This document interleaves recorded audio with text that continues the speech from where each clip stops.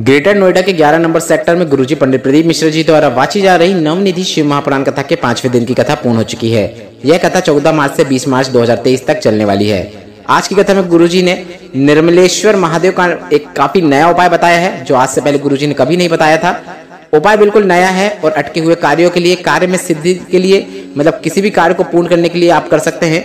उपाय कब और कैसे करना है उसकी जानकारी हम आपको इसी वीडियो के अंत में देने वाले हैं। साथ ही आज गुरुजी ने मनोकामना पूर्ति के लिए और अटके हुए कार्यों की पूर्ति के लिए दीपक वाले 2 विशेष उपाय बताए हैं, उसकी जानकारी भी आपको इसी वीडियो के अंत में मिलने वाली है। आज की कथा में गुरुजी ने कुल 12 उपाय, पत्र और उपायों की जानकारी दी है। सभी की जानकारी हम आपको इस वीडियो के माध्यम से दे देंगे। अगर आपने आज की कथा नहीं सुनी है तो पूरी कथा का रास्ता तो आपको इस वीडियो के माध्यम से हम दे देंगे। बढ़ते हैं आज की कथा की पहली जानकारी की ओर। गुरुजी ने बताया, पशुप्रति व्रत न रखने वालों से हम एक निवेदन करना चाहेंगे। गुरुजी ने कहा, आप सोमवार के दिन अगर शिवालय जा रहे हो, शिव मंदिर जा रहे हो, तो आपको एक प्रयास करना है। सोमवार के दिन पशुपतिनाथ व्रत का पूजन करने वाली माताएं बहनें जब प्रसाद का 2 भाग रखकर चली जाती हैं, तो आपको उस प्रसाद का 2 भाग को इकट्ठा कर लेना है। जितना भी प्रसाद वहां पे रखा है सबको इकट्ठा कर लें और मंदिर में उसे प्रसाद रूप में वितरण कर दें, या फिर कहीं और जाकर जरूरतमंद को उस प्रसाद को खिला दें। यह एक काफी पुण्य का कार्य है, जिसे करने से आपको महादेव की विशेष कृपा प्राप्त होती है। बढ़ते हैं आज की कथा की दूसरी जानकारी की ओर। गुरुजी ने आज की कथा में बहुत सारे अच्छे उपाय बताए हैं, सभी हम आपको एक एक करके इस वीडियो के माध्यम से बता देंगे। एक उपाय गुरुजी ने बताया, जब आपको लगे कि आपके घर का कोई सदस्य या फिर कोई घर का बच्चा गलत मार्ग में जा रहा हो, तो आपको एक प्रयास करना है। यह नवनिधि शिव महापुराण कथा से गुरुजी ने सभी से निवेदन करने को कहा है। 1 लोटा जल आपको शिवलिंग पर अर्पित करना है। जल अर्पित करने के बाद थोड़ा सा जल प्राप्त करके उस जल को उस बालक को या फिर उस घर के सदस्य को जो गलत मार्ग में जा रहा हो, मांस मदिरा व्यसन में की ओर जा रहा हो, तो उसे आपको वह जल पिलाना शुरू कर देना है। वह सतमार्ग में आ जाएगा, यह निश्चितता है। बढ़ते हैं आज की कथा की तीसरी जानकारी की ओर। वंदना जी उत्तर प्रदेश से पत्र लेकर आई, जिसमें उन्होंने लिखा, मेरे पति हरियाणा पुलिस में नौकरी करते थे। सरकार के बदलने से, नियमों के बदलने से 2001 में उनकी नौकरी छूट गई। इसके बाद उन्होंने केस भी किया पर उसमें सफलता प्राप्त नहीं हुई।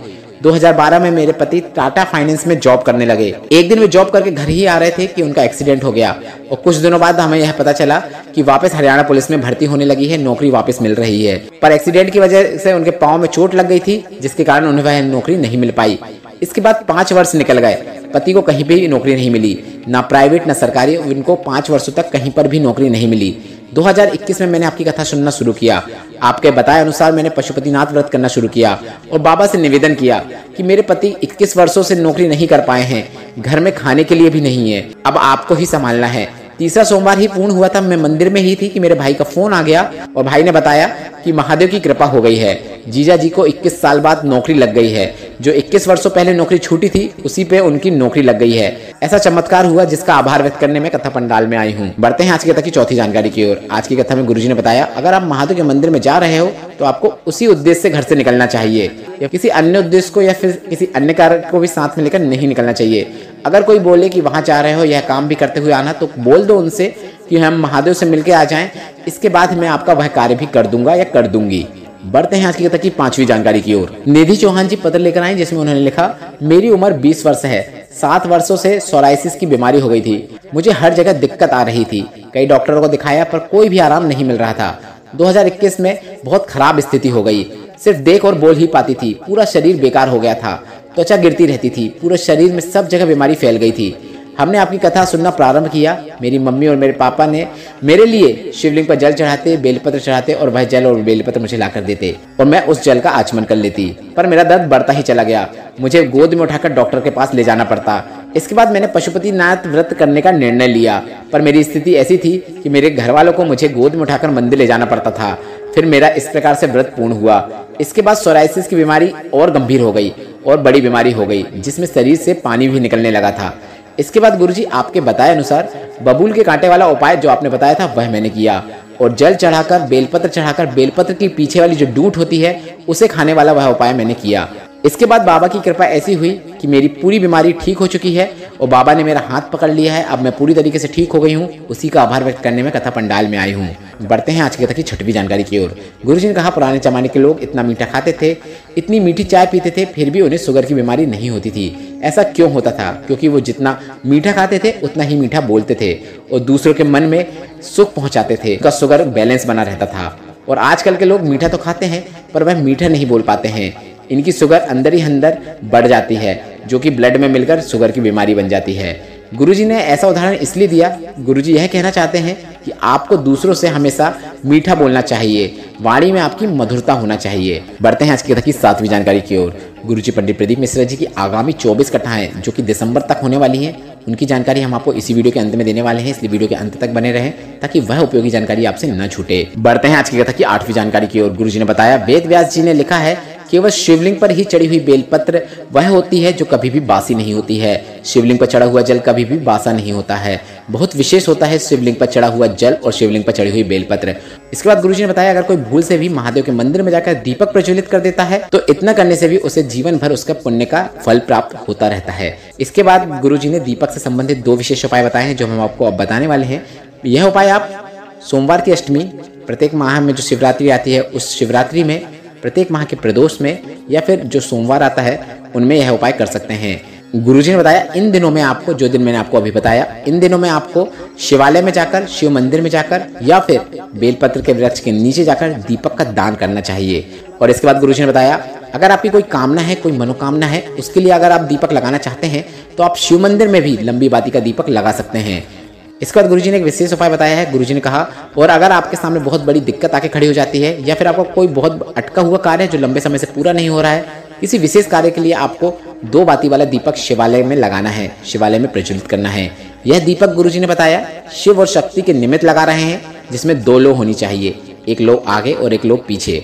ये दीपक वाले जितने भी उपाय मैंने आपको बताया है, ये सभी उपाय आप प्रत्येक सोमवार को कर सकते हैं, प्रत्येक प्रदोष को कर सकते हैं, प्रत्येक मासिक शिवरात्रि को कर सकते हैं, और वर्ष में जो सोमवार की अष्टमी आती है उसमें यह उपाय आप कर सकते हैं। बढ़ते हैं आज की कथा की 9वीं जानकारी की ओर। रचना नागर जी पत्र लेकर आई, जिसमें उन्होंने लिखा, मायके गई थी तो पता चला कि मेरे भाई के पेट में और सर में दर्द हो रहा था। डॉक्टर को दिखाया तो डॉक्टर ने बताया कि उसकी आहार नली सड़ चुकी है। ऑपरेशन किया, ऑपरेशन के बाद उसकी आहार नली जो सड़ चुकी थी उसको निकालकर दूसरी आहार नली लगाया गया, पर ऑपरेशन थिएटर के बाहर आते ही वह टूट गई। भाई को 45 टाके लगे थे और ऐसी स्थिति में वह अंतिम सांसें गिन रहा था। फिर किसी ने मंदिर में जाकर बेलपत्र को चढ़ाकर उस बेलपत्र को लाकर भाई के पास रख दिया और बाबा की कृपा ऐसी हुई कि वह ठीक हो गया। अभी वह पूरी तरीके से ठीक है। उसी का आभार व्यक्त करने में कथा पंडाल में आई हूँ। बढ़ते हैं आज की कथा की 10वीं जानकारी की ओर। कमला देवी जी पत्र लेकर आई, जिसमें उन्होंने लिखा, मेरी बहू को 7 महीने का बच्चा गर्भ में था और बहू को बड़ी बीमारी हो गई, जिससे वह बच्चा दीपावली के दिन ही शांत हो गया। सभी खूब रोए, सभी को खूब तकलीफ हुई। फिर मेरे किसी परिचित ने बताया कि शिव पर भरोसा रखो, बाबा के मंदिर में जाओ, बाबा के मंदिर में जल अर्पित करो, और हमने ऐसा ही करना शुरू किया। और बाबा की कृपा ऐसी हुई कि अगली दिवाली में वही बालक जो हमें नहीं मिल पाया था, बाबा ने हमें दे दिया। उसी का आभार व्यक्त करने हम कथा पंडाल में आए हैं। बढ़ते हैं आज की कथा की 11वीं जानकारी की ओर। अब वह उपाय मैं आपको बताने वाला हूँ जो आज की कथा का विशेष उपाय है, जो गुरुजी ने बताया है। आज की कथा में गुरुजी ने निर्मलेश्वर महादेव वाला एक बिल्कुल नया उपाय बताया है। यह उपाय कब और कैसे करना है उसे जानने से पहले आप यह समझ लीजिए कि यह उपाय किन्हें करना है। जिनको ऐसा लग रहा हो कि उनको कोई कष्ट, दुख या तकलीफ देने की कोशिश कर रहा हो, या फिर कोई कष्ट दे रहा हो, या फिर कोई फाइल हो जो आगे नहीं बढ़ रही हो, कोई कार्य हो जो अटका हुआ हो, जो सिद्ध नहीं हो पा रहा हो, मतलब कार्य की सिद्धि के लिए भी आप यह उपाय कर सकते हैं।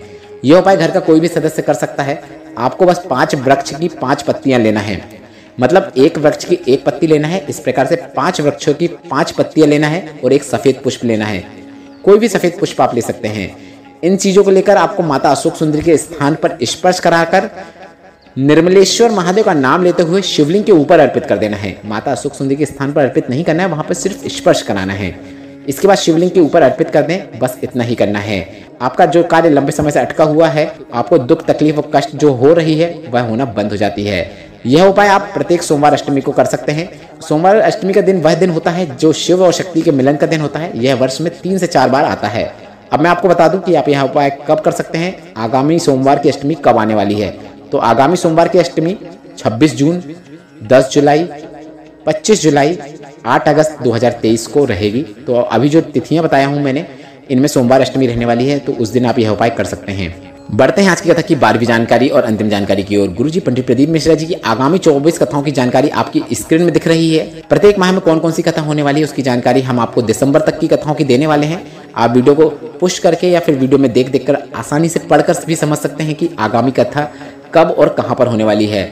सभी की तिथियां भी आपको दिख जाएंगी कि किस डेट से किस डेट तक कथा होने वाली है। आप स्क्रीन में देख सकते हैं। मार्च, अप्रैल, मई, जून, जुलाई, अगस्त, सितंबर, अक्टूबर, नवंबर और दिसंबर तक की सभी कथाओं की जानकारी आपकी स्क्रीन में दिख रही है। वीडियो को आप अंत तक देखिएगा और अगर मेरे द्वारा दी गई जानकारी आपको उपयोगी लगी हो तो वीडियो को लाइक करके कमेंट बॉक्स में हर हर महादेव टाइप करना मत भूलिएगा। श्री शिवाय नमस्तुभ्यम। हर हर महादेव।